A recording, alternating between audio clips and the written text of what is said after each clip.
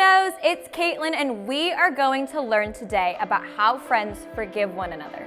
I have this really cool backpack, and there's nothing inside of it. And I'm gonna use this backpack to show you how good it feels to forgive other people. Now, right now, my backpack feels pretty light, and it's super easy to carry. But I got upset with my friend today because she didn't like my shoes. It hurt my feelings, and I carried that in my mind and my heart. It felt like putting a rock into my backpack. And then later that day, I was getting ready to leave school, and one of my friends wouldn't talk to me. She was busy with her other friends. This once again made me feel so sad and made my heart so heavy, so I added another rock into my backpack. Then I got home and my brother broke my favorite toy. Now this felt like adding another rock into my backpack. Now my backpack is heavy and full of the different ways that people hurt my feelings. God teaches us a quick way to fix the heavy backpack, and it's called forgiveness. God forgives us for when we sin against Him.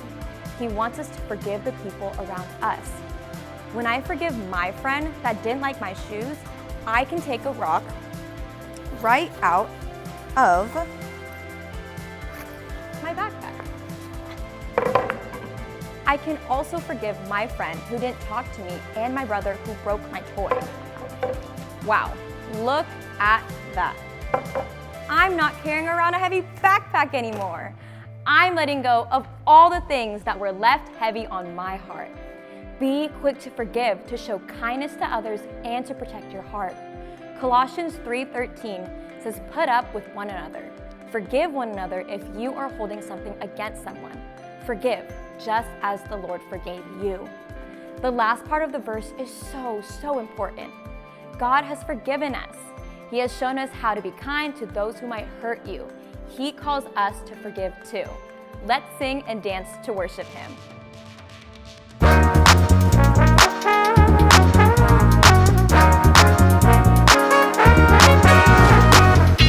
Everybody, everywhere, needs a friend who is always there.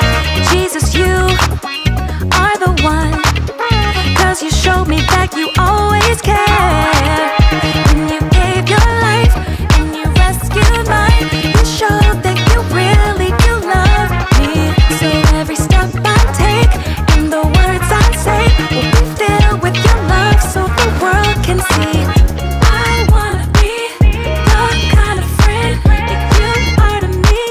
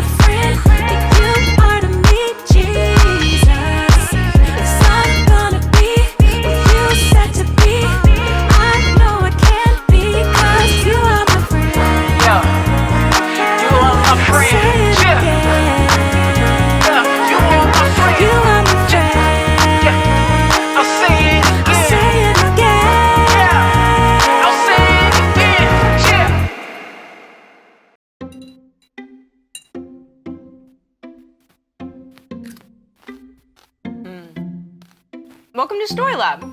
This week, we're talking about friendship. And we take a look at one of the most important things to keep a great friend. This episode of Story Lab is now in session.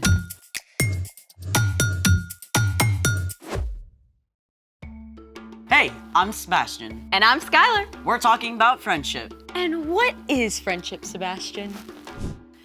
It's using your words and actions to show others you care, Skylar. Ding, ding, ding. We have a winner. I win? Yes, go me! What did I win for? I mean, all I did was define friendship. Anyone who can be a good friend is winning. So, do I win anything?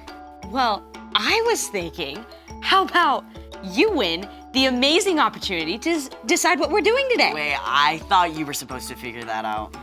I got as far as this pickle jar and then I got stuck. Look, I was really tired and then I decided to Google and then I got totally sidetracked by a cat video and I'm really sorry. Can you please forgive me? Stop right there. I need to fully take in this moment. What? The moment where you don't have everything completely perfect and put together. Mountaintop experience, huh? It's amazing. Okay, now you've had your little moment. Can you help us out with the situation that does not feel very harmony-us? Trust me, my friend, I am hatching a plan. Good. What is it? Oh, I remember doing this a lot as a kid. Tapping on a jar filled with brine? More or less. So, let's make it! Should I pour this out? Nope, keep that jar right there. Okay, yes, sir. What are we doing? Step 1, line up 7 clear jars. It's easier if they're all the same size. Step 2, fill the first jar just below the rim.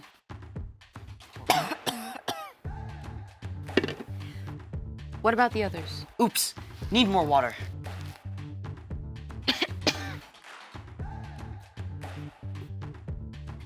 Okay, I'm back. Okay, so the second jar gets about a quarter cup less. Hey, what happened to my water? Oh, sorry, I didn't realize it mattered exactly You how drank much. the experiment? I was thirsty after all those pickles! You do the rest. Sorry. Okay, how much? Just a quarter cup less in each jar.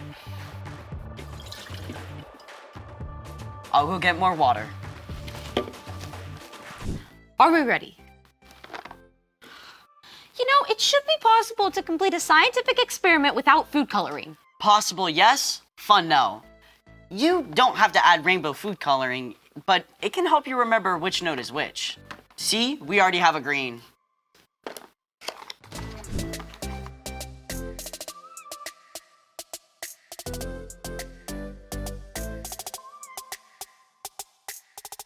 You want to tell everyone what we have here? This, my friends, is a water xylophone. So cool. Can I try? I won't mess it up anymore. Promise. Okay, fine. Thank you.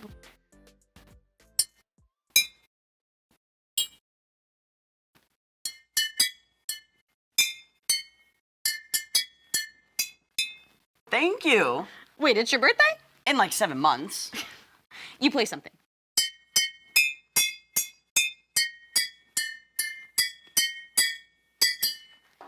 Is that Ode to Joy? I'm impressed. Okay, do it.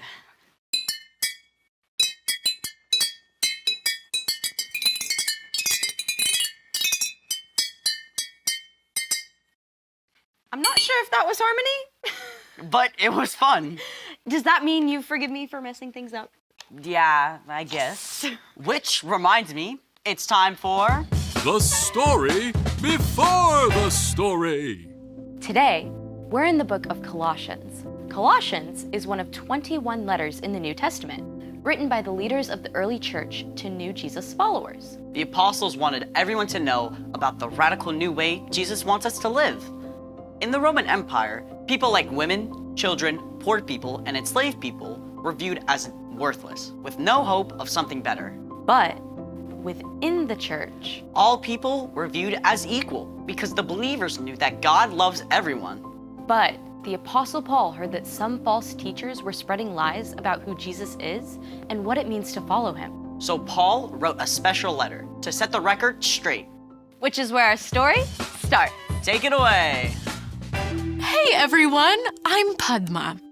The Apostle Paul was pretty upset when he discovered false teachers were spreading lies about Jesus. So, even though he was under house arrest at the time, he wrote a letter to remind them of the truth. The Son is the exact likeness of God who can't be seen.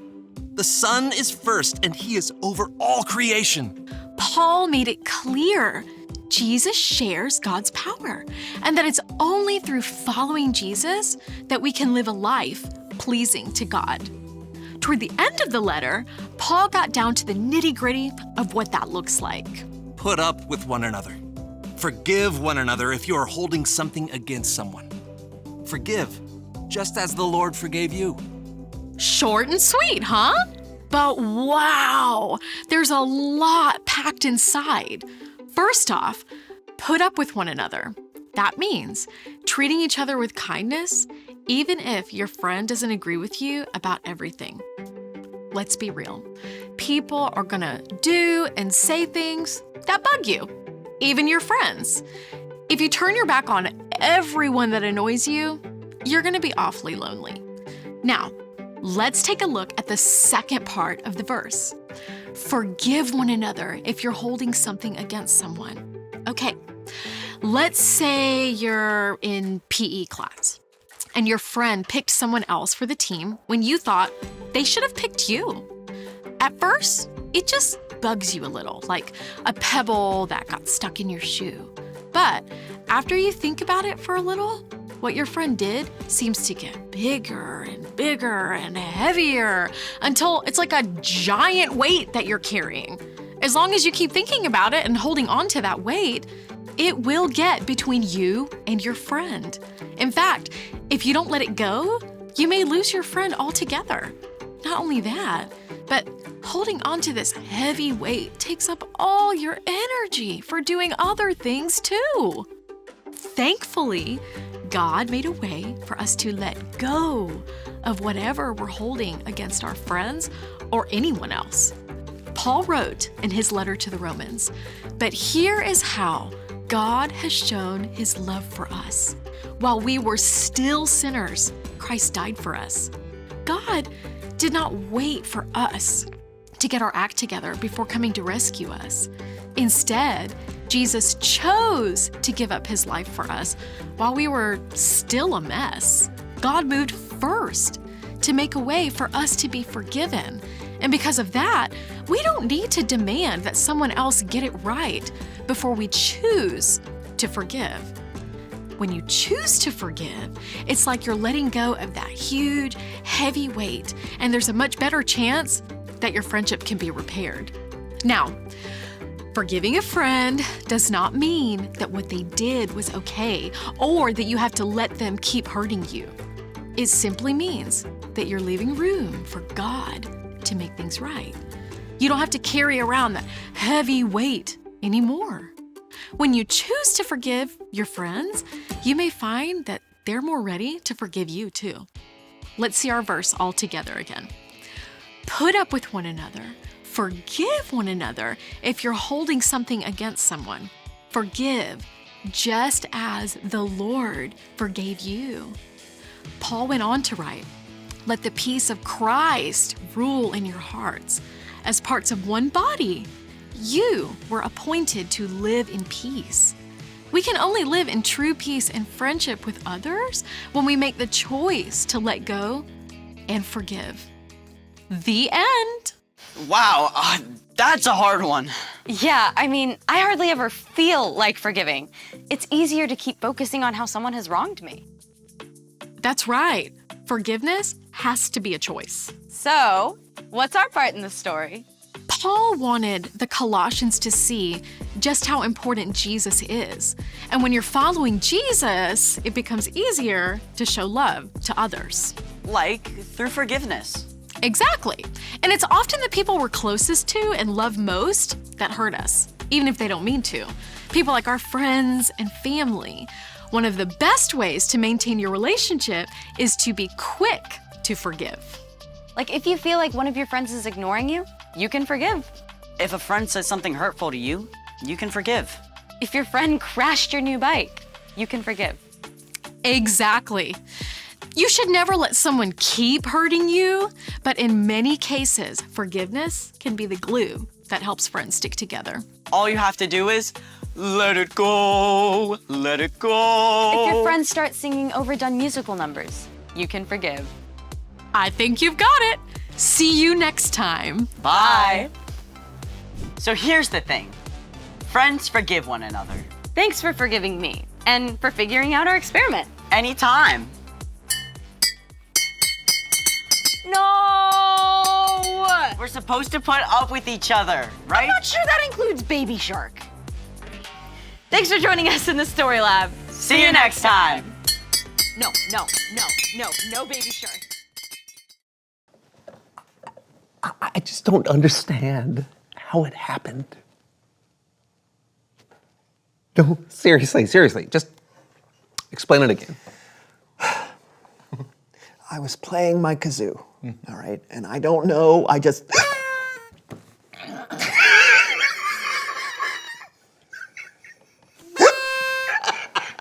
You swallowed a kazoo? It's not that funny, all right? Okay, I'm sorry, you're right. Thank you.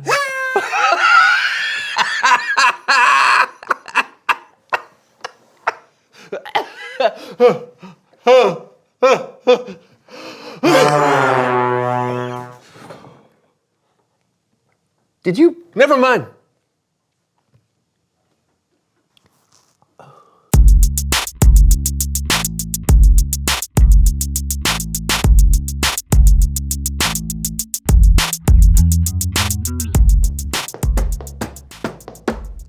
Hey everybody, I'm Brandon. And I'm John, and welcome to the So-and-So Show. What are you doing? What?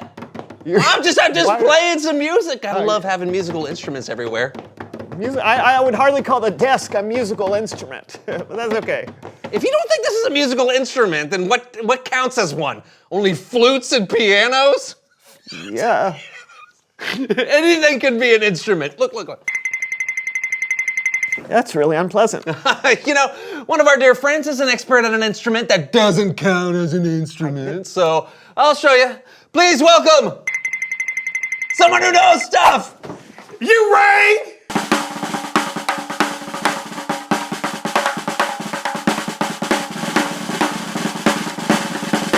Oh, Leonard, come on in, man. Don't mind if I do. Hey Leonard, why don't you remind everyone watching who you are and what you know?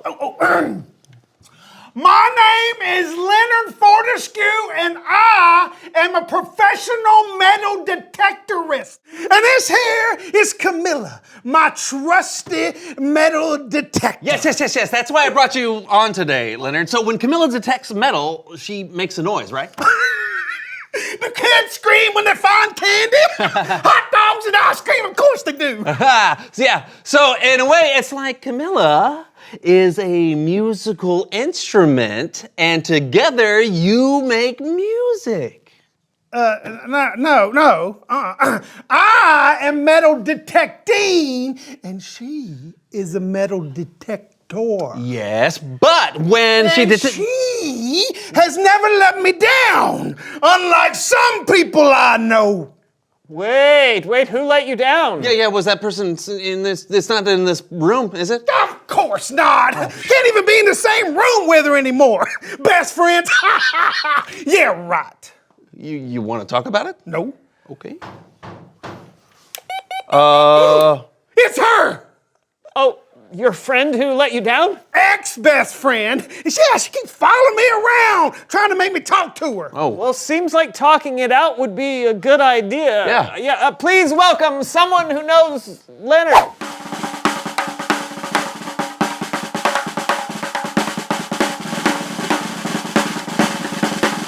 Oh, wow. I didn't know you were best friends with Sugar. Best friends don't give each other the silent treatment. So I don't know that I would use that particular term. Everyone, this is Sugar. She works the cotton candy machine at the local carnival. That and other sundry vocations. So how do you know each other? Are you kidding me? Carnivals are practically gold mines. People drop stuff out of their pockets all the time when they're riding rides or when they're eating funnel cakes too aggressively. You know. So naturally, we became friends. I'm a very friendly person. So what happened? Why aren't you friends anymore? That's what I'd like to know. All right, I'll tell you, but I just can't tell you. I gotta show you. You know, to show you. Tube spin. It was a Tuesday, slow day for the carnival. Me and Camilla show up around 3 p.m. Sugar's working the cotton candy station. I walk over to her and say, "Hi, Sugar, making cotton candy again, I see." And she goes, "Yeah, that's what I'm doing." And then I start making my way over to the Ferris wheel. You know, people always drop stuff all over the Ferris wheel. So I start scanning, and I'm scanning, and then all of a sudden, whoa! Camilla starts going off. Beep, beep, beep, beep, beep, beep, beep, beep, beep. She starts singing. Told you it was a musical instrument. So I start to dig, and I'm a digging, and a digging. And then all of a sudden, I start to smell something sweet. Something that smells like cotton candy. And I turn to my left, and there's nothing there. And I turn to my right, there's nothing there. So I spin around, and all of a sudden I see a stick of cotton candy popped out of the ground like a prairie dog. And I run over to it, and I pick it up, and I bite into that pink and blue deliciousness. And then all of a sudden, when I turn back around, Sugar! Yeah. So I put the cotton candy there to distract him. I thought my friend could take a joke. But then, I found something. I was gonna give it right to Leonard, but when he came back, he was so mad. He was all like, "I can't believe you tricked me! You stole my treasure! How could you? No!" And then a crowd started to form at the cotton candy stand, so I had to do my job. When I looked up, they were gone. I couldn't find Leonard or Camilla anywhere. You see that? She's a traitor. She tricked me. Lured me away from my treasure, so then she went and dug it up. I was playing a friendly prank on you. It was not friendly. I was gonna give it back. What? Here.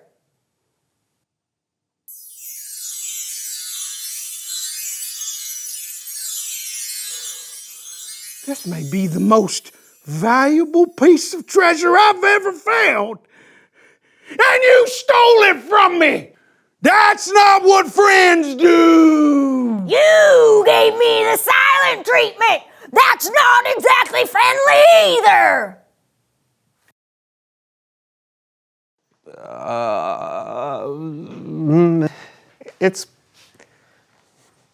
It's Bible story time with Kellen.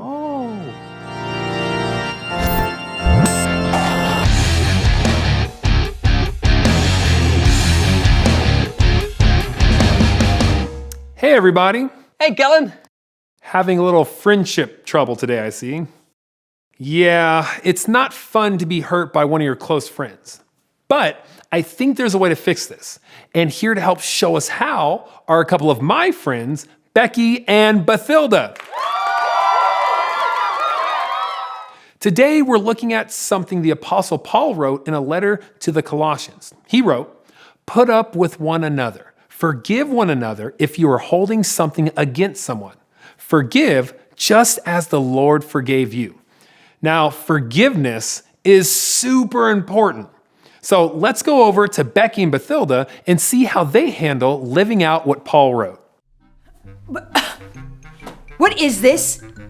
I tell her she can borrow a sweater and she pulls out everything and leaves it in a mess? Oh, sisters.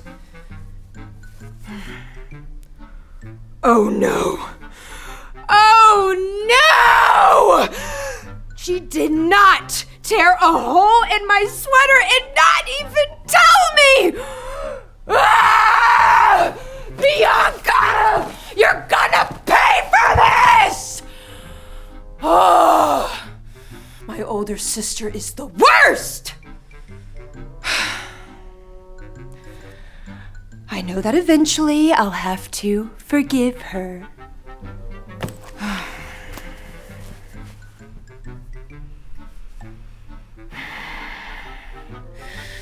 Yeah, right. Bianca! Ah! Well, maybe Bathilda will forgive her sister eventually. But let's check in on Becky. What in the world? The pages are ripped out. Oh, this is my favorite book. There is only one person who could have come in my room. Robbie! Little brothers. What you want, Becky? Did you rip the pages from my book? Me? Maybe. Oh!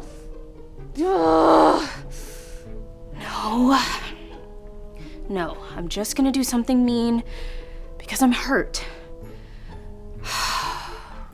Oh, I know I should forgive him, but oh man, I am so upset right now.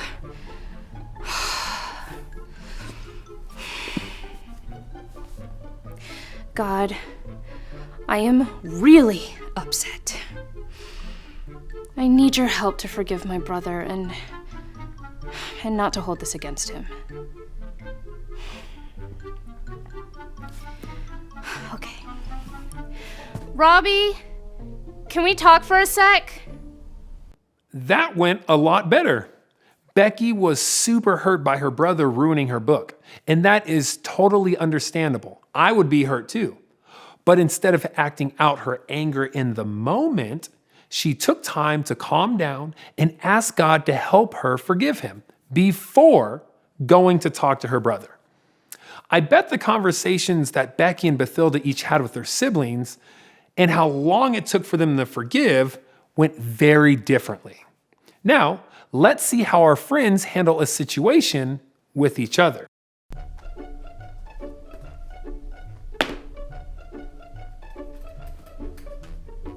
I texted you multiple times. Why haven't you responded? Are you ghosting me or something? No, I wasn't sure what to say, and then I got busy and I forgot. Yeah, but I texted you 3 times. No response. That's not how friends treat one another. You're right. That wasn't very nice of me. I'm sorry. You're sorry?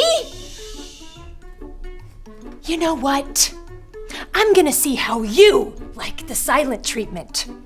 Next time you need me, see if I reply to you! Shh! To you! Shh! Shh! Shh! Whoa, that was really rough. Definitely not what Paul had in mind for how we treat our friends. Let's give them one more try. Hey, Bathilda. Hey, Becky. So how'd your part of the project go? What project? The science project that's due today. You did do it, didn't you? Yeah. Okay, so can I see it? No! Okay, I totally forgot.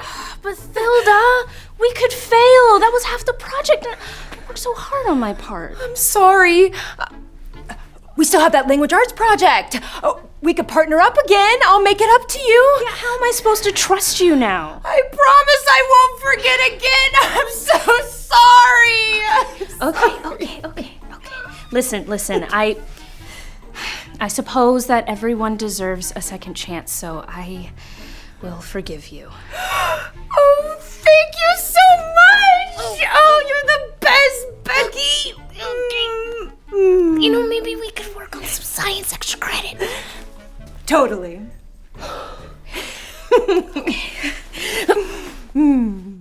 In both situations, each of the girls had a valid reason to be hurt and upset with the other. Their friend let them down. But in Becky's case, she chose to give Bathilda a second chance and forgive her. And that's just like how God treats us. God always forgives us and always gives us countless second chances. Let's review our Bible verse one more time. Put up with one another. Forgive one another if you are holding something against someone. Forgive just as the Lord forgave you. It's not always easy to forgive people when they mess up. But when you believe in Jesus, God is always with you, and the Holy Spirit can help you love people and forgive them the way God does. How about it, everyone? That was great. Yeah, that's so helpful. You know what? Sometimes it's so tempting to just stay angry at someone when they let me down. Everybody makes mistakes, and we also make bad choices sometimes. We all need people in our lives who put up with us and forgive us. So true. Thanks, Kellen. You bet. I'll see you later. How about it, you two? Well, the field was kind of, embarrassing to watch, and I think I was kind of acting like her, so I'm sorry. You forgive me, Sugar?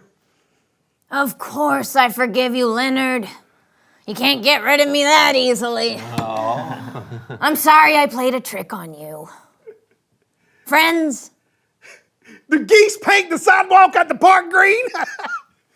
Wonderful. Hey, you want to go and search for some treasure together? Why not? Oh, see you guys. Bye. Bye, Leonard. Bye, Sugar.